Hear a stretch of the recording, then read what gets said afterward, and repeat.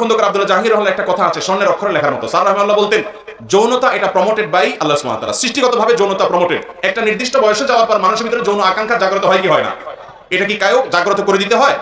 মানুষ তো দূরের কথা, পশু পাখিও এরকম, যে একটা নির্দিষ্ট এই যে বয়সে যাওয়ার পর এমনিতেই তার ভিতরে যৌন আকাঙ্ক্ষা জাগ্রত হয়। অর্থাৎ যেটা সৃষ্টিগতভাবে যেটা প্রমোটেড হয়ে আছে, আগে থেকেই সেটা যথেষ্ট অগ্রসর হয়ে আছে আপনার মধ্যে, সেটার আকাঙ্ক্ষা দারুণভাবে আগে থেকে জেগে আছে, সেই যৌনতা যদি বিজ্ঞাপনের বিলবোর্ডের নামে, নাটক সিনেমার নামে, নোবেলের নামে, বাউলগিরির নামে, ফাউলগিরির নামে, নানা নামে যদি নারী পুরুষকে একসাথ করে ফেলেন এবং যৌন আকাঙ্ক্ষাকে যদি জাগ্রত করে তোলেন, তাহলে প্রমোটেড জিনিসটাকে যদি আরো প্রমোটেড করতে চান, 120 স্পিডে গাড়িতে পিছন থেকে আরো বড় গাড়ি দিয়ে ধাক্কা দিয়ে যেরকম দুর্ঘটনার শিকার হবে, যুবকরা তরুণরা ধ্বংস হয়ে ধ্বংসের দ্বার প্রান্তে চলে যাবে। কারণ তাদের যৌনতাটা এমনিতে এই বয়সে প্রমোটেড। এটাকে প্রমোট করতে হয় না, এটাকে কন্ট্রোল করতে হয়, বরং এটাকে আরো বিভিন্ন বিনোদনের নামে যখন উত্তেজিত করা হয়, যুবকদেরকে যখন আরো জাগিয়ে তোলা হয়, তখন যুবকদের দ্বারা ধর্ষণ হয়, পাশবিক নির্যাতন হয়। কোনো আইন করে কোনো শাস্তি দিয়ে এগুলো নিয়ন্ত্রণ করা যাবে না।